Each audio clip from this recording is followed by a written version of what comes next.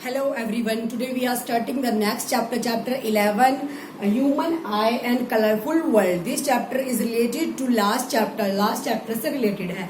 Last chapter के अंदर हमने पढ़ा था कि किस तरीके से रिफ्रैक्शन ऑफ लाइट होता है और जो लेंसेज होते हैं उसके थ्रू जब रे एक मीडियम से दूसरे मीडियम के अंदर क्रॉस कर जाती है. हमने वहां पढ़ा था जो इमेज बनती है हमारी वो किस तरीके से बनती है, रियल बनती है या उनका नेचर या उसका साइज कितना होगा इमेज का. अब उसी के थ्रू हम पढ़ते हैं लाइट की. हमने एक सिंपल सी डेफिनेशन पढ़ी थी. इट इनेबल्स अस टू सी. हमारे चारों ओर की जो भी चीजें हैं उनको देखने के लिए जो योग्य बनाती है वो लाइट बनाती है. लेकिन वो लाइट को भी देखने का जो एक रीजन है वो हमारे ह्यूमन बॉडी के अंदर एक स्ट्रक्चर होगा, ह्यूमन आई. उसके अंदर जो लेंसेज फिक्स किए जाते हैं उन्हीं की वजह से क्या होगा, रिफ्रैक्शन होगा. अब बात करते हैं ह्यूमन आई की. Human I is like that एक कैमरा की तरह होता है but I sensitive organ. Sensitive organ हमारी बॉडी के अंदर होगा ह्यूमन आई. उसकी वजह से हम जो वंडरफुल वर्ल्ड हमारे चारों तरफ है और कलर्स हैं हम उनको देख पाते हैं. अब जो ह्यूमन आई है वो वर्क किस तरीके से करता है, क्या क्या चीजें उसके अंदर फिक्स की जाती हैं वो देखेंगे. ह्यूमन आई मैंने बोला है किसकी तरह, कैमरा की तरह काम करता है. This is the structure of human I. Human आई का क्या है, स्ट्रक्चर गिवन है. फर्स्ट ऑफ ऑल जो हमारा ये वाला पोर्शन है क्रिस्टलाइन लेंस जो आगे फिक्स होता है, crystalline lens. This one is aqueous humour, प्यूपिल, iris, cornea, vitreous humour and retina. अब सबसे पहले जो पॉइंट आता है इन सब के बारे में, फर्स्टली जो इनके फंक्शन है, मोस्टली जो क्वेश्चन पूछता है एग्जाम्स के अंदर वो या तो ये बोलेगा कि 5 पार्ट्स की फंक्शनिंग बताओ या फिर जो इसका ये ड्रॉ कर देगा डायग्राम, आपको इसकी लेबलिंग करनी होगी. ठीक है. अब या फिर फंक्शन पूछ सकता है अलग अलग. जो इमेज फॉर्म होती है जब सबसे पहली बात है कॉर्निया की. जब लाइट एंटर करती है किसके थ्रू करती है, cornea. Cornea is a thin membrane fix in the front of the eye. जो आई है उसके फ्रंट पे जो फिक्स होता है थिन मेम्ब्रेन उसको बोला जाता है कॉर्निया. तो सबसे पहले जो फंक्शन है वो किसका है, कॉर्निया का. कॉर्निया का काम क्या है, लाइट एंटर करती है कॉर्निया से.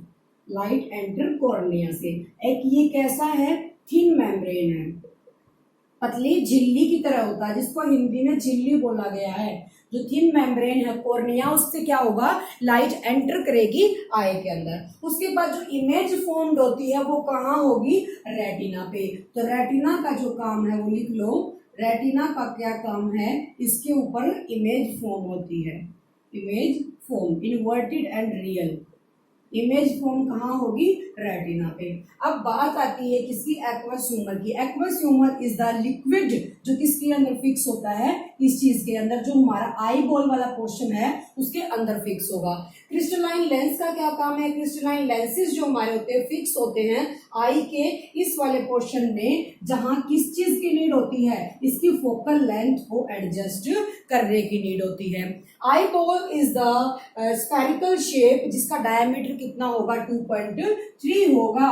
उस आई बॉल के आगे जो लेंसेज लगे होंगे वो लेंसेज इसकी फोकल लेंथ को क्या करेंगे, एडजस्ट करेंगे ताकि जो इमेज है हमारी वो रेटिना पे क्लियर दिखाई दे सके, रियल दिखाई दे सके. ठीक है. उसके बाद एक्वस ह्यूमर लिक्विड है ताकि जो हमारी आई बॉल, ये बॉल होती है अंदर ब्लैकिश कलर की, वो आसानी से क्या कर सके, मूव कर सके. उसके लिए हम क्या होता है इसके अंदर, एक्वस ह्यूमर यानी कि लिक्विड फिल होगा. उसके बाद प्यूपिल का क्या काम है और आइरिस का क्या काम है, इंपॉर्टेंट होते हैं ये इसके पार्ट सबसे. जो आइरिस है वो क्या करेगा, प्यूपिल को कंट्रोल करेगा. प्यूपिल का क्या काम है, जो मेन फंक्शन है, प्यूपिल रेगुलेट्स द लाइट. जो लाइट है उसको रेगुलेट करने का काम प्यूपिल का है और प्यूपिल को कंट्रोल करने का काम किसका है, आइरिस का है. अब जितनी जैसे हमारी आंखों में बहुत ज्यादा तेज लाइट पड़ जाती है तो हम एकदम से अपनी आंखें बंद कर लेते हैं यानी कि सिकुड़ जाती है.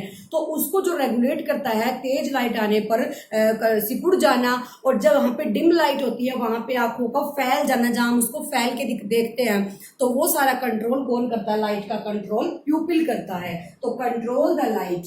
प्यूपिल का क्या काम है, control the light. Control the light. Light को क्या करेगा, कंट्रोल करेगा. और जो आइरिस है, आइरिस क्या करेगा, ये तो लाइट को क्या करेगा, रेगुलेट करेगा. कितनी लाइट की नीड है हमारी आई के अंदर, कितनी जा सकती है. और जो ये आइरिस है ये रेगुलेट करता है किसको, प्यूपिल को। तो इस तरीके से क्या होगी, इमेज फॉर्म हो जाएगी किसके ऊपर, रेटिना के ऊपर। दोबारा से देख लेते हैं, जो आई बॉल है हमारा पूरा, ये एक सेंसिटिव ऑर्गन है जिसका डायमीटर 2.3 होगा। अब जो इमेज फॉर्म होगी, लाइट एंटर करेगी कॉर्निया से, जो कॉर्निया है उससे लाइट एंटर होगी, उसके बाद जो क्रिस्टलाइन लेंसेज है वो फोकल लेंथ को एडजस्ट करेंगे ताकि लाइट अंदर एंटर कर सके। रेटिना के ऊपर इमेज फॉर्म्ड होगी और एक्वस ह्यूमर लिक्विडिटी के लिए, ताकि जो आसानी से मूव कर सके आईज अंदर, जो आई बॉल के अंदर ये बॉल फिक्स होती है ब्लैक कलर की, ताकि ये मूव कर सके, इसके लिए एक्वस ह्यूमर। प्यूपिल क्या करता है, प्यूपिल controls the light and regulate the light, light को रेगुलेट करेगा कि हमें लाइट जितनी हमारी आईज को नीड है उतनी ही अंदर जानी चाहिए। ज्यादा आएगी तो वो सिकुड़ जाती है, जो हमारे अंदर प्यूपिल होगा वो सिकुड़ जाएगा, और डिम लाइट आएगी तो वो फैल जाएगा। और आइरिस क्या करता है, प्यूपिल को कंट्रोल करने का काम करता है। अंडरस्टूड, ये था हमारा जो मेन फंक्शन होता है आई का। उसकी वजह से फिर जो इमेज बनेगी वो inverted and real image form हो जाएगी किसके ऊपर, रेटिना के ऊपर। अंडरस्टूड। अब उसके बाद नेक्स्ट आता है एक पॉइंट और, पावर ऑफ अकोमोडेशन। इसका इंपोर्टेंट पॉइंट है पावर ऑफ अकोमोडेशन। इसकी आपकी एक्सरसाइज के अंदर डेफिनेशन भी पूछी गई है, power of accommodation. What do you mean by power of accommodation? To adjust the ability to adjust the ability to adjust the ability to adjust the focal length, to adjust the focal length। जो focal length हमने जिसको small F से denote किया था, उसको adjust करने की जो पावर है, जो एबिलिटी है, उसको बोला गया है पावर ऑफ अकोमोडेशन, क्योंकि उसी की वजह से जो इमेज है वो फॉर्म होती है कहाँ, रेटिना के ऊपर। अंडरस्टूड। एक इम्पोर्टेंट लाइन और है इसके अंदर कि जो हमारा नियरली मिनिमम डिस्टेंस होगा किसी भी चीज को देखने का आईज का, वो कितना होगा, 25 सेंटीमीटर होगा। 25 सेंटीमीटर का मतलब ये है जो नियरली मिनिमम डिस्टेंस किसी ऑब्जेक्ट को देखने का। अगर मान लिया हमें 25 सेंटीमीटर से आगे, हम उससे आगे क्या करते हैं, किसी ऑब्जेक्ट को ले जाना शुरू करते हैं, तो हमारी आईज पे स्ट्रेन होना स्टार्ट हो जाएगा, वो चीज हमें क्लियर नहीं दिखेगी। तो कोई भी चीज देखने के लिए जो मिनिमम डिस्टेंस है वो कितना होना चाहिए, 25 सेंटीमीटर होना चाहिए नियर का। लेकिन जो दूर का है, फार का है, वो इन्फिनिटी हो सकता है। तो नियर का जो मिनिमम डिस्टेंस है किसी भी ऑब्जेक्ट को, किसी बुक को पढ़ने का या फिर किसी भी चीज का, वो कितना, 25 सेंटीमीटर होगा। ठीक है। अब उसके बाद नेक्स्ट आती है ह्यूमन आई है। ऑब्वियसली उसके अंदर डिफेक्ट्स भी आ सकते हैं किसी भी रीजन से, किसी को नजदीक का दिखाई नहीं देता, किसी को दूर का दिखाई नहीं देता, कुछ एज के कारण या फिर कुछ बीमारी और चीजों के कारण डिफेक्ट आ जाते हैं। वो डिफेक्ट क्या क्या है, उसके टाइप्स क्या हैं, उनको करेक्शन कैसे किया जाएगा।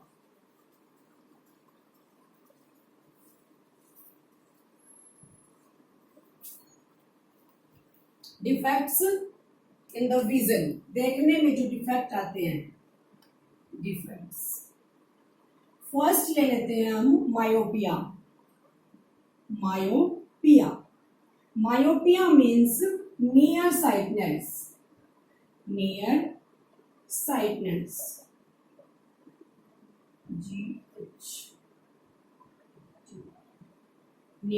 साइटनेस।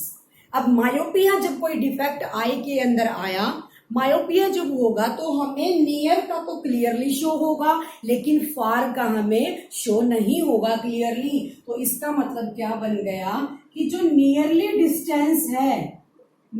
डिस्टेंस है कैसा दिखाई देगा, क्लियरली दिखाई देगा। बट जो फार डिस्टेंस है वो हमें क्लियर शो नहीं होगा। तो उस डिफेक्ट को नाम दिया गया है, कौन सा डिफेक्ट, मायोपिया डिफेक्ट। वहां पे जो आई बॉल का स्ट्रक्चर है वो बहुत यानी कि लार्ज हो जाएगा आई बॉल, तो वहां हमें कौन सा डिफेक्ट होगा, मायोपिया होगा। उसके करेक्शन के लिए क्या किया जाएगा, कनकेव लेंस का यूज। अब जैसे देखो हमें नजदीक का दिखाई दे रहा है, दूर का दिखाई नहीं दे रहा, तो ऑब्वियसली लेंस जो होंगे कनकेव लेंस वो क्या काम करता है, डाइवर्जिंग का काम करता है, कन्वेक्स करता है कन्वर्जिंग का। हमें देखना दूर का है क्लियर, तो रेज को जो दूर तक भेजता है वो डाइवर्जिंग करता है, तो डाइवर्जिंग इसका मतलब लेंस कौन सा यूज हुआ, कनकेव लेंस। तो करेक्शन के लिए जो लेंस यूज होगा वो कौन सा लेंस होगा, concave lens, concave lens.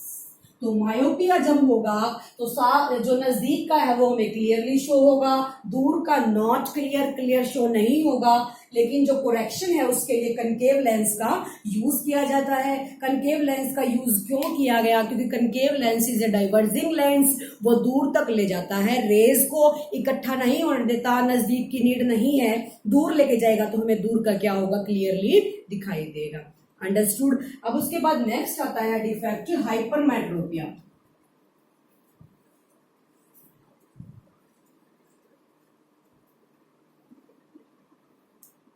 Hypermetropia second,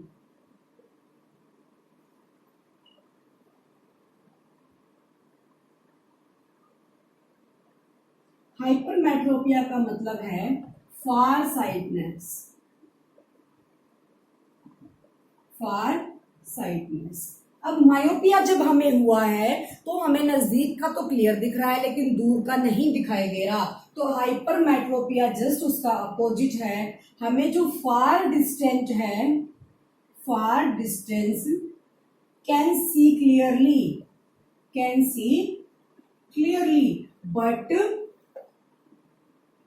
near distant can't see clearly, can't see clearly, यानी कि जो दूर का है वो तो हमें साफ दिखाई देगा लेकिन नजदीक का हमें साफ दिखाई नहीं देगा। This is hypermetropia. तो इसका मतलब उसको क्या प्रॉब्लम है, हाइपरमेट्रोपिया की प्रॉब्लम है। इसको क्लियर करने के लिए अब देखो इसके अंदर हमें दूर का तो शो हो रहा है लेकिन नजदीक का शो नहीं हो रहा, तो जो रेज को इकट्ठा कर देगा वो कौन कर देगा, converging lens, this is convex lens. तो करेक्शन के लिए जो लेंस यूज होगा for correction, convex lens, convex lens ये यूज हो जाएगा, ठीक है, करेक्शन के लिए। उसके बाद नेक्स्ट आता है एक और प्रेस बायोपिया, जो थर्ड डिफेक्ट है, presbyopia due to old age. जैसे मैक्सिमम ऐसा होता है कि ओल्ड एज होने के बाद दिखना हमें कम कम दिखना शुरू हो जाएगा, तो उस ओल्ड एज की वजह से जो रोग होगा, जो चीज होगी, जो बीमारी होगी, जो डिफेक्ट आएगा उसको बोला जाएगा presbyopia due to old age, due to old age. तो ओल्ड एज की वजह से कौन सा, प्रेस बायोपिया, जिसमें नजदीक का दिखाई देता है दूर का नहीं दिखाई देता, मायोपिया जिसमें दूर का दिखाई देता है नजदीक का नहीं देता, hypermetropia due to old age, old age की वजह से जो होगा प्रेस बायोपिया, ठीक है। अब प्रेस बायोपिया के लिए कौन सा लेंस, प्रेस बायोपिया के लिए बाईफोकल लेंस, जिसमें हाफ पोर्शन में स्पेक्टिकल्स के कनकेव फिक्स होगा और हाफ में कन्वेक्स फिक्स होगा। तो यहां तुम लिख सकते हो बाईफोकल लेंस, बाईफोकल लेंस। जैसे हमें एक लाइन सी दिखाई देती है स्पेक्टिकल्स के अंदर बोर्ड बार, तो वो इसका मतलब ये है कि हाफ में कन्वेक्स है और हाफ में कनकेव है। तो प्रेस बायोपिया के करेक्शन के लिए बाईफोकल लेंस का, जिसके अंदर दोनों कनकेव और कन्वेक्स फिक्स होंगे, उसका यूज होगा, ठीक है। अब ये थे डिफेक्ट्स जो किसके हैं, आईज के अंदर जब कोई क्या होती है, प्रॉब्लम हो जाती है दूर का देखने में या फिर नजदीक का देखने में। अब उसके बाद बारी आती है रिफ्रैक्शन की, जो हमने लास्ट टॉपिक के अंदर भी पढ़ा था, लास्ट वीडियो के अंदर, लास्ट चैप्टर के अंदर, रिफ्रैक्शन।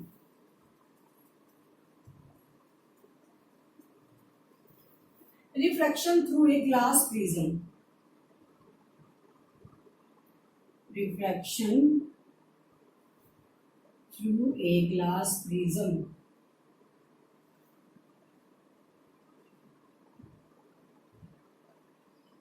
लाइट वाले चैप्टर के अंदर हमने पढ़ा था refraction through a glass slab. Glass slab के अंदर से रिफ्रैक्शन, जब कोई भी रेयरर टू डेंसर मीडियम में जाएगी तो वो टूवर्ड्स द नॉर्मल, और जब कोई डेंसर टू रेयर जाएगी वो अवे फ्रॉम द नॉर्मल हो जाएगी। तो वही था ग्लास स्लैब के अंदर, वही है। उसने बोला है कि उसकी जगह हम एक ट्रायंगुलर प्रिज्म ले लेते हैं तो रिफ्रैक्शन कैसे होगा। तो जब मान लिया हमने एक ट्राइंगुलर शेप का प्रिज्म ले लिया, ठीक है। जब इस रे ने यहाँ पे स्ट्राइक किया प्रिज्म के ऊपर, this is incident ray, this one is incident ray. अब उसने उसके जो एक मीडियम से दूसरे मीडियम के अंदर रेयरर से डेंसर में एंटर किया है, तो वहां से क्या हो जाएगी, वो चेंज हो जाएगी डायरेक्शन उसकी। This is refracted ray, refracted ray. और यहां से फिर क्या हो जाएगी, डेंसर टू रेयर जाएगी, denser to rare, rarer to denser गई है तो towards the normal, and denser to rare गई है अवे फ्रॉम द नॉर्मल, तो नॉर्मल से क्या हो जाएगी, मान लिया ये नॉर्मल है, नॉर्मल से दूर चली जाएगी, तो ये रे हमारी बन गई इमर्जेंट रे। ये आपकी एक्टिविटी भी है जो प्रैक्टिकल फाइल्स में है, इमर्जेंट रे। इसको तुम देख सकते हो कि जब भी तुम यहाँ पे पिन अप करोगे दोनों साइड, इस प्रिज्म की वजह से वो तुम्हें एक स्ट्रेट लाइन में क्या होंगी, सारी की सारी शो होंगी। मान लिया तुमने एक पिन अप यहाँ कर दिया, एक यहाँ कर दिया, जो ऑल पिन होती हैं, ये एक्सपेरिमेंट आपका, एक यहाँ एक यहाँ। जब तुम इस साइड से देखोगे तो ये आप लोगों को दो ये और तीन ये, पांचों की पांचों एक डायरेक्शन में शो होंगी। तो हमारा जो मेन मोटिव था वो क्या था, एयर से डेंसर में जब कोई रे गई है तो टूवर्ड्स द नॉर्मल हो गई, लेकिन डेंसर टू रेयर गई है तो away from the normal. This ray is called incident, this one is reflected, this one is emergent ray, ठीक है। अब इसी के ऊपर एक चीज और है, dispersion of light, dispersion of light through a glass prism, dispersion of light, dispersion of light का मतलब ये है, हमारे पास है प्रिज्म ABC,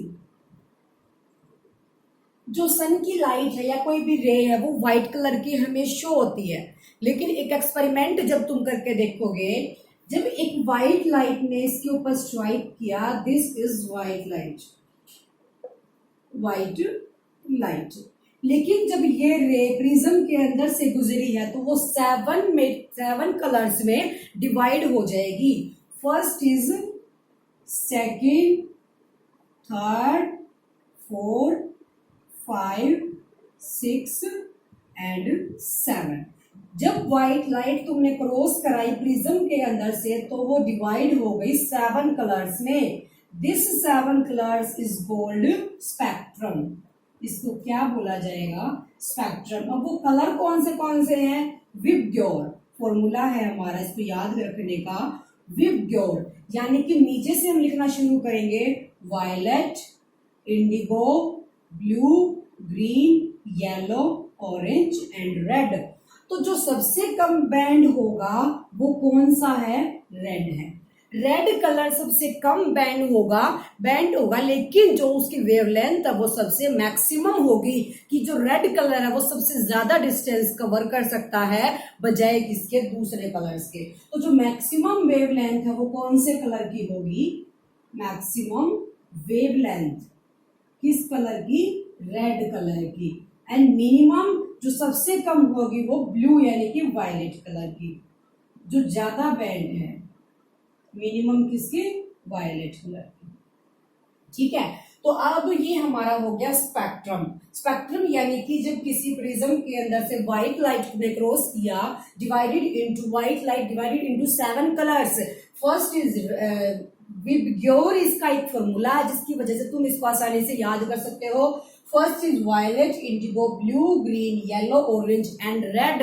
रेड कलर हमारा ऐसा कलर है जिसकी मैक्सिमम क्या होगी, वेवलेंथ होगी, वायलेट की सबसे कम होगी, रेड कलर सबसे कम बैंड होगा लेकिन इसकी वेवलेंथ सबसे ज्यादा है, और वायलेट सबसे ज्यादा बैंड है लेकिन इसकी जो वेवलेंथ है वो सबसे कम है। वेवलेंथ का मतलब ये है जब कोई लाइट आई है वो वेव कहां तक जा रही है, तो मैक्सिमम रेड कलर की होती है क्योंकि रेड कलर दूर से ही हमें दिखाई देगा, लेकिन जो ब्लू कलर है, वायलेट कलर है या पर्पल जो भी है वो स्केटर्ड हो जाएंगे, उनकी वेवलेंथ बहुत कम होगी, ठीक है।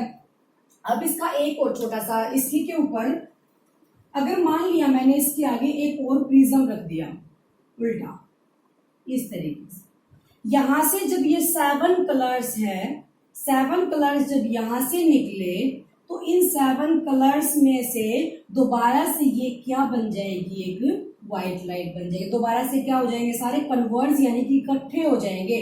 तो यहाँ से भी क्या निकलेगी, एक व्हाइट लाइट निकलेगी जहां से इसने एंटर किया था। तो इम्पोर्टेंट पॉइंट ये है कि व्हाइट लाइट हमारी जो होती है उसके अंदर कितने कलर्स प्रेजेंट होंगे, 7 कलर्स कंटेन करती है एक व्हाइट लाइट जो हमें सन से लाइट मिलती है। तुमने बारिश के टाइम पे जैसे अगर रेनबो आफ्टर रेनफॉल के बाद जब रेनबो बनता है वो इसी का एक एग्जांपल है।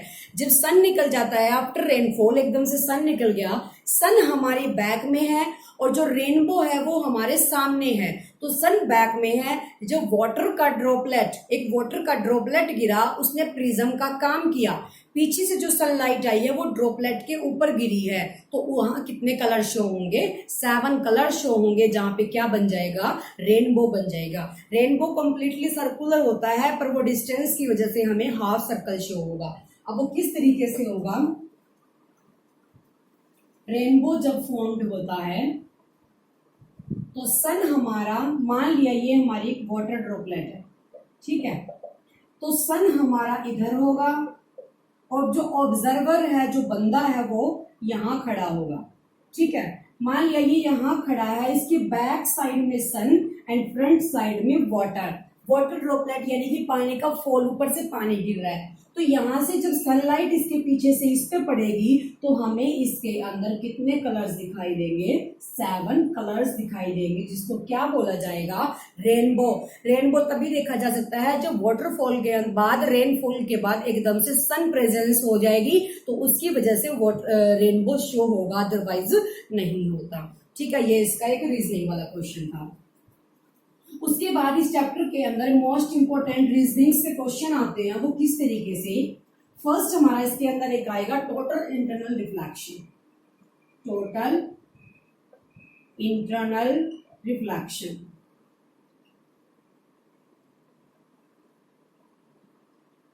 रिफ्लेक्शन, ये हमारा रिफ्रैक्शन का ही एक पार्ट है। अब वो किस तरीके से है वो देखना है। मान लिया हमने ये ले लिया, ये एयर वाला है तो ऑब्वियसली रेयर मीडियम, कौन सा, रेयर। और ये वाटर है मान लिया तो कौन सा, डेंसर मीडियम। जब रेयर टू डेंसर जाएगी तो टुवर्ड्स द नॉर्मल, बट जब डेंसर टू रेयर जाएगी तो अवे फ्रॉम द नॉर्मल। जब एक इंसिडेंट रे ने इस पे स्ट्राइक किया, ये हमारा नॉर्मल ड्रॉ कर दिया, तो वो कहाँ जाएगी, अवे फ्रॉम द नॉर्मल। तो अवे यानी कि दूर चली गई किससे, नॉर्मल से। तो ये बना हमारा इंसिडेंट, ये क्या बना, रिफ्रैक्शन बन गया क्योंकि एक मीडियम से दूसरे मीडियम के अंदर एंटर किया है। इस इंसिडेंट रे को, इंसिडेंट एंगल को थोड़ा सा और बढ़ा दूं इस तरफ, तो जो ये एंगल है वो भी हमारा क्या हो जाएगा, इंक्रीज हो जाएगा। जब ये एंगल, ऑब्वियसली जब ये एंगल इंक्रीज हुआ तो ये भी क्या होगा, इंक्रीज होगा। उसके बाद मैं इसको थोड़ा सा और बढ़ा देती हूँ तो ये एंगल जो हमारा है वो 90 डिग्री का बन जाएगा, कंप्लीट जो रिफ्रैक्टेड एंगल है। जब ये एंगल 90 डिग्री का बन जाएगा तो इस एंगल को बोला जाएगा कि जो एंगल ऑफ इंसिडेंस है वो किस एंगल के, क्रिटिकल एंगल के इक्वल है। ठीक है, अब बात आती है जब ये 90 डिग्री का हो गया तो क्रिटिकल एंगल के इक्वल हो गया एंगल ए। अब अगर मैं इसको थोड़ा सा और इंक्रीज कर दूं, इंसिडेंट एंगल को बिल्कुल ऐसे, तो जो ये हमारा रिफ्रैक्शन वाला एंगल है वो इसके अंदर एंटर कर जाएगा, सेम मीडियम के अंदर एंटर करने के बाद angle of incidence, angle of refraction, यानी कि जब रिफ्रैक्शन एंगल को कन्वर्ट करके, एंगल को इंक्रीज करके रिफ्लेक्शन का रूप ले लेता है, this is called total internal reflection. तो उसको क्या बोला गया, total internal reflection. Angle of incidence is greater than angle of critical angle.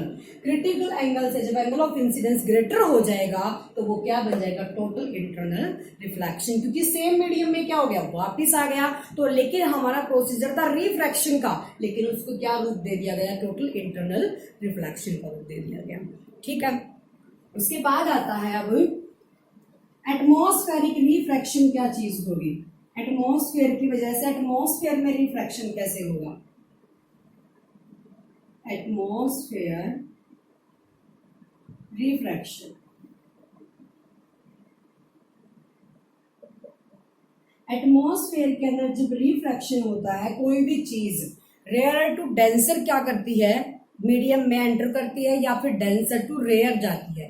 तो एटमॉस्फेरिक रिफ्रैक्शन का मतलब है एटमॉस्फेयर की वजह से किसी भी चीज के अंदर चेंजेस आना। ठीक है, जैसे मान लिया इसका जो फर्स्ट एग्जांपल है वो है twinkling the stars. Twinkling the stars, तारों का चमकना। तारों का चमकना इसका most important example atmospheric refraction का।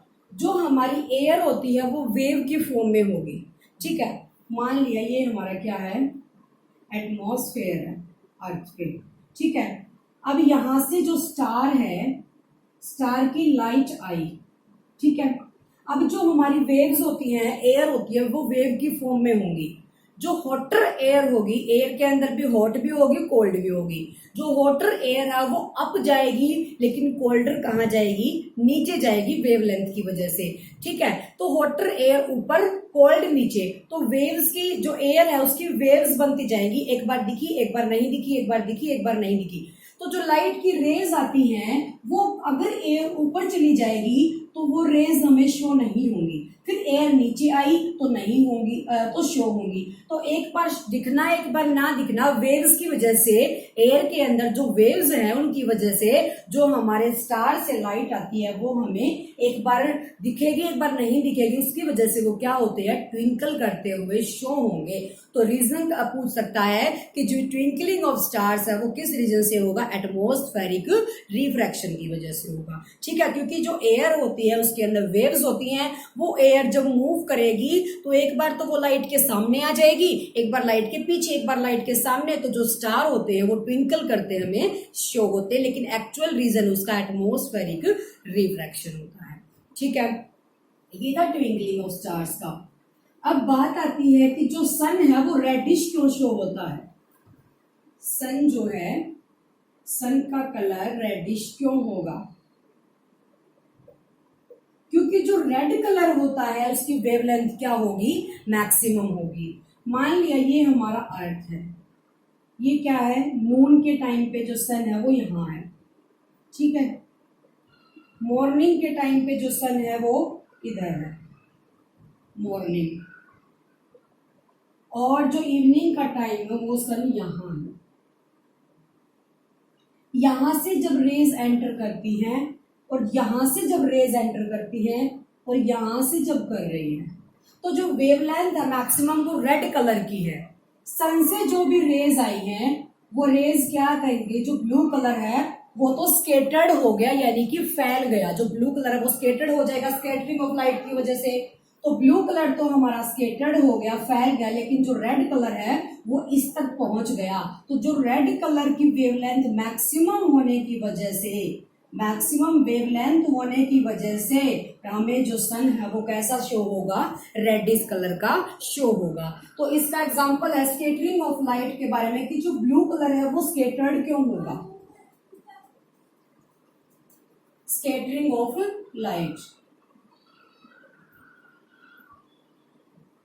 Scattering of light. Blue colour है, ब्लू कलर क्या होगा, स्प्रेड आउट होगा। तो जब ब्लू कलर एटमॉस्फेयर के अंदर एंटर करेगा, ब्लू कलर एटमॉस्फेयर के अंदर एंटर करेगा, तो जो रेड है वो कभी फैलेगा नहीं, क्योंकि उसकी वेवलेंथ क्या होगी, मैक्सिमम होगी। लेकिन ब्लू कलर हमारा क्या हो जाएगा, स्केटर्ड, यानी कि स्प्रेड आउट हो जाएगा।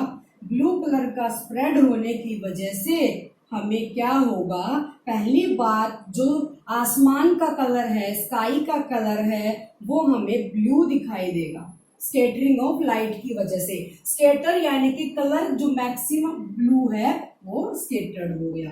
तो जो ब्लू कलर है वो मिक्स हो गया सारी जगह, लेकिन रेड मिक्स नहीं होगा। ब्लू कलर का मिक्सअप होने की वजह से जो स्काई का कलर है वो ब्लू शो होगा। ठीक है, अब उसके बाद आता है नेक्स्ट रीजनिंग का क्वेश्चन कि जो सनसेट है और सनराइज है वो हमें 2 मिनट पहले शो होगा और 2 मिनट बाद तक शो क्यों होगा। Sunset and sunrise 2 minute early and 2 minute later. sunrise 2 minutes early and 2 minutes early यानी कि जल्दी सन निकलने से पहले, और 2 मिनट लेटर यानी कि बाद तक शो क्यों होता है। मान लिया ये हमारा हॉरिजन है, अर्थ ले लिया हमने यहाँ। सन जब यहां से निकला, इसके रेज ने एयर से डेंसर के अंदर क्या किया, एंटर किया। जब कोई रे, यहां ले लेते हैं, जब कोई रे यहां से आई सन से, ठीक है, जब एयर टू डेंसर जाएगी तो वो टुवर्ड्स द नॉर्मल, मान लिया ये हमारा नॉर्मल है, टुवर्ड्स द नॉर्मल हो गई, तो इसकी जो डायरेक्शन है, यहाँ जो ऑब्जर्वर खड़ा है वो देखेगा कि सन हमारा यहाँ है, वो एग्जैक्ट इसकी डायरेक्शन देखेगा। जो रिफ्रैक्शन की वजह से टुवर्ड्स द नॉर्मल हो गई है रे, इंसिडेंट रे, वो उसी की डायरेक्शन में इस सन को देख पाएगा, यानी कि ऊपर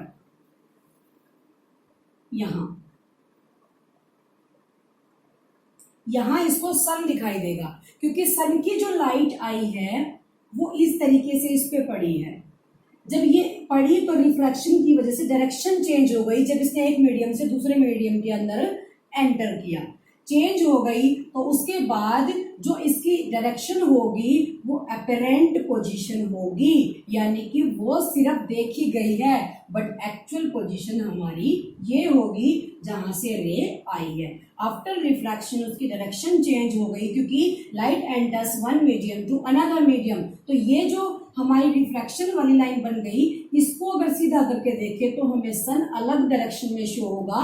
this direction, this position is called apparent position and this is called actual position. तो ये छोटे छोटे जो रीजनिंग के क्वेश्चन है वो है कि किस वजह से जो सन है वो हमें रेड शो होगा, क्योंकि रेड कलर की जो वेवलेंथ है वो मैक्सिमम होगी। Scattering of light blue colour क्यों होता है आसमान का, स्काई का, क्योंकि ब्लू कलर स्केटर्ड होता है, स्प्रेड होता है। उसके बाद जो व्हीकल्स होते हैं उनके पीछे जो इंडिकेटर्स लगे होते हैं उनका कलर रेड क्यों होगा, वही जो मैक्सिमम लेंथ होती है वेवलेंथ रेड कलर की, वो दूर तक जा सकता है रेड कलर, इसी वजह से उनको रेड। और जितने भी ये हमारे रेड लाइट के ऊपर लाइटें लगी होती है वो रेड कलर की इसी वजह से होती है कि वो दूर से क्या हो सके, शो हो सके। ठीक है, तो ये था आपका कि किस तरीके से कोई भी जो ऑब्जेक्ट है वो कैसे हमें शो होगा, और हर चीज का रीजन है एक अपना अपना। एक टिंडल इफेक्ट और इसके अंदर है। टिंडल इफेक्ट के अंदर हमारा क्या है कि जो एयर है उसके अंदर छोटे छोटे ड्रॉपलेट्स होते हैं वाटर क्योंकि एयर के अंदर ऑब्वियसली वाटर मिक्स है, तो वाटर के ड्रॉपलेट उसके अंदर मिक्स है या डस्ट पार्टिकल्स उसके अंदर मिक्स है। उसके अंदर से जब रे हमारी क्या करती है, एंटर करती है। जो लाइट की प्रॉपर्टीज हमने पढ़ी थी कि लाइट हमेशा स्ट्रेट लाइन में मूव करती है, तो रिफ्रैक्शन जब वहां होगा तो उसको क्या बोला जाएगा, टिंडल इफेक्ट बोला जाएगा। तो ये चैप्टर आपका यहाँ कंप्लीट होता है। Thank you so much.